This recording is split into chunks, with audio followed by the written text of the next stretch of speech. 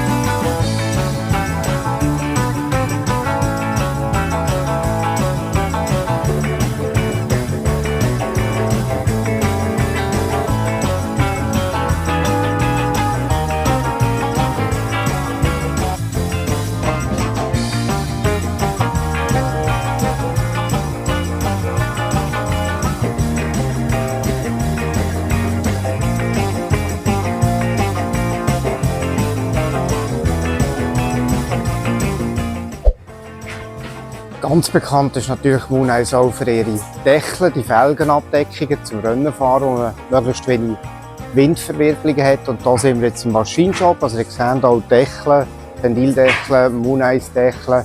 Alles wird hier hergestellt. Das ist wirklich eine Fabrikation noch hier in den USA. Und ja, ihr seht einen Haufen alte Maschinen, super cooles Equipment. Schauen wir weiter.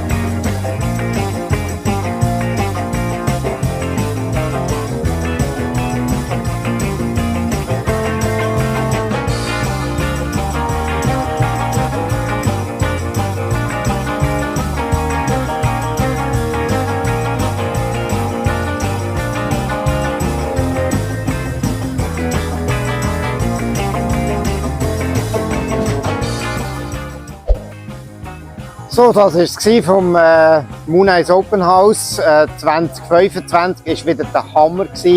Mega coole Sachen gesehen, Leute getroffen, super schöne Auto natürlich immer hingefahren und wieder losgefahren. Mega gewesen. Und natürlich auch im Shop wieder neue Produkte gesehen. Und ja, danke, dass Sie dabei sind. Bis bald, euch Alex von den California Cars.